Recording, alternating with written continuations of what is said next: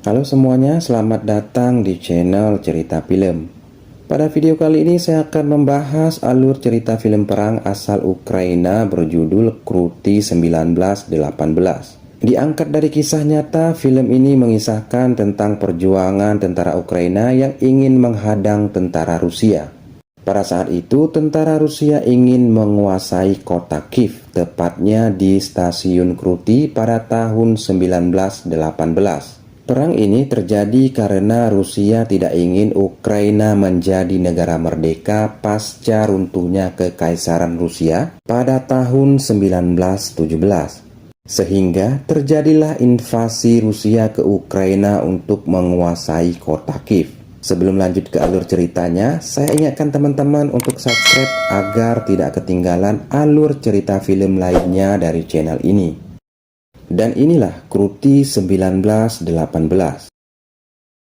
Di awal film terlihat seorang mahasiswa bernama Andriy Savinky sedang mengerjakan tugas kuliahnya. Setelah selesai mengerjakan tugasnya, Andriy pun menuju ke sebuah tempat di kota Kiev, di mana di tempat tersebut terlihat pemimpin Ukraina sedang berorasi. Dalam pidatonya, ia mengimbau kepada penduduk Ukraina untuk menjadi tentara relawan. Tentara ini akan berjuang untuk negaranya menghadang tentara merah Rusia yang ingin menguasai kota Kiev. Setelah acara tersebut, banyak mahasiswa yang terlihat antusias mendaftar untuk membela negaranya. Namun, tidak bagi Andriy, ia masih ragu untuk bergabung. Bagi Andriy, perang bukanlah solusi yang tepat untuk menyelesaikan masalah. Apalagi Andriy memang pria yang mencintai perdamaian. Setelah proses pendaftaran, beberapa hari kemudian terlihat para mahasiswa yang akan menjadi tentara relawan berada di sebuah kamp pelatihan. Calon tentara ini akan dilatih oleh seorang komandan militer bernama Honcharenko. Sayangnya, mereka hanya punya waktu cuma seminggu untuk berlatih, baik itu menembak maupun keahlian lainnya sebagai seorang tentara. Scene kemudian berpindah di mana Andriy bersama kakaknya Oleska, ayahnya Savinky dan rekan lainnya sedang makan malam bersama. Andriy memang terlahir dari keluarga militer di mana kakaknya sebagai seorang intelijen, sedangkan ayahnya merupakan seorang jenderal militer. Setelah makan malam, mereka menonton sebuah video. Di dalam video tersebut diperlihatkan banyak orang Ukraina yang meninggal karena dibunuh tentara Rusia. Setelah menonton, ia terlihat sangat emosional dan seketika saja pendirian Andriy pun berubah, di mana ia memutuskan untuk bergabung menjadi tentara relawan. Singkat cerita, Andriy pun menyusul teman-temannya di kamp pelatihan. Malam harinya, seorang intelijen Jerman yang bekerja di Ukraina untuk Rusia bernama Berg menjumpai Jenderal Muravyov. Muravyov merupakan jenderal yang memimpin pasukan Rusia untuk menginvasi Ukraina. Ia memberitahukan informasi-informasi penting tentang Ukraina kepada jenderal. Scene selanjutnya terlihat pasukan Ukraina bersiap-siap untuk berangkat ke stasiun Krutty. Di sini keluarga para tentara ikut menemani mereka untuk terakhir kalinya sebelum terjun ke medan pertempuran. Tak terkecuali Andriy, ia didatangi oleh kakaknya Oleksa. Kedatangan Oleksa ternyata untuk melarang Andriy untuk ikut pertempuran. Sebagai seorang intelijen, Oleksa tahu Ukraina akan kewalahan melawan pasukan Rusia. Namun, tekad Andriy sudahlah bulat untuk membela tanah airnya. Selain Oleksa, Andriy juga didatangi teman masa kecilnya bernama Sofia. Sofia terlihat sangat sedih melepaskan kepergian Andriy. Setelah itu, berangkatlah Andriy dan teman-temannya menggunakan kereta api menuju ke stasiun Krutty. Sampai di sana, mereka pun mempersiapkan segala keperluan untuk menghadang pasukan Rusia. Ternyata, kedatangan mereka sudah diketahui oleh Jenderal Muravyov. Muravyov kemudian menelpon Komandan Honcharenko.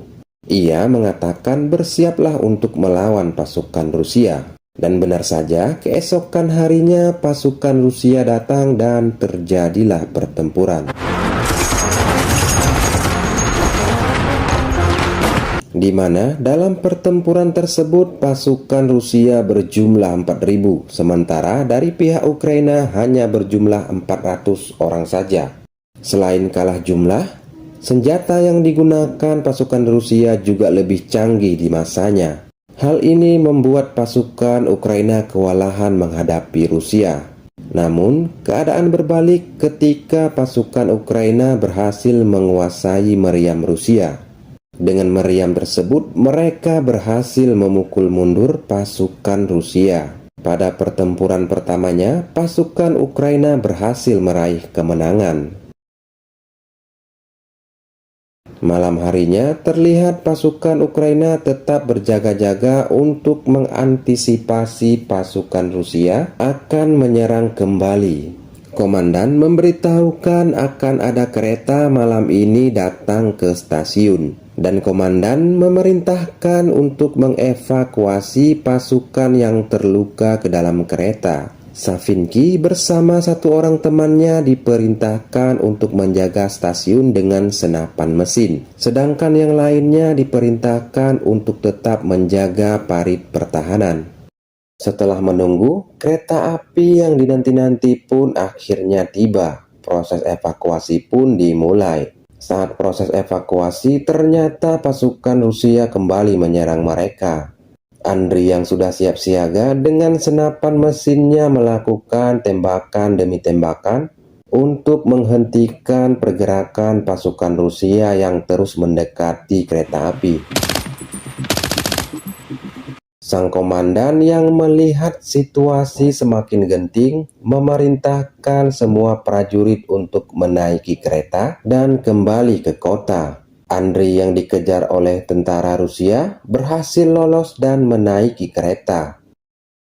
Akhirnya kereta pun pergi meninggalkan stasiun. Sampai dalam kereta, Andriy baru menyadari ternyata masih banyak pasukan Rusia yang tertinggal di stasiun, termasuk teman dekatnya. Karena hal tersebut, ia pun memutuskan untuk kembali ke stasiun seorang diri. Meskipun telah dilarang oleh komandannya, namun ia tetap memilih kembali ke stasiun.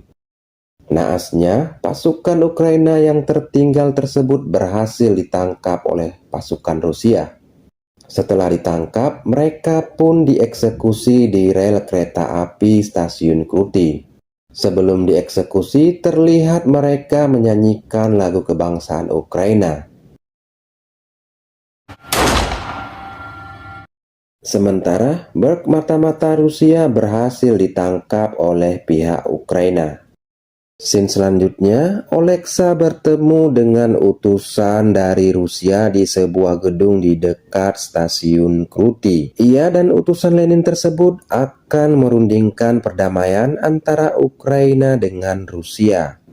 Setelah perjanjian tercapai, tiba-tiba saja Andriy datang ke stasiun untuk mencari teman-temannya. Pihak Rusia mengira Oleksa membawa militer untuk menipu mereka.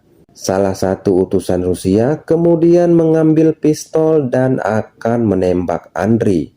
Hal tersebut dilihat oleh Oleksa. Dengan sigap, Oleksa mengeluarkan pistolnya dan menembaki semua utusan Rusia. Namun, Oleksa sendiri harus tertembak saat ia melindungi Andriy. Saat sekarat, Oleksa berpesan kepada Andriy untuk menyerahkan dokumen penting tersebut kepada ayahnya, yaitu Jenderal Saspinki. Akhirnya, Oleksa pun menghembuskan nafas terakhirnya di pelukan Andriy. Singkat cerita, Andriy kembali ke kota. Sampai di stasiun terlihat suasana haru di mana keluarga prajurit sedang menunggu dan mencari keluarga mereka saat kereta datang. Dengan harapan anggota keluarga mereka pulang dalam keadaan selamat. Andriy sendiri saat itu ditunggu-tunggu oleh Sofia di stasiun. Saat berjumpa, terlihat Sofia menangis bahagia dan langsung memeluk Andriy.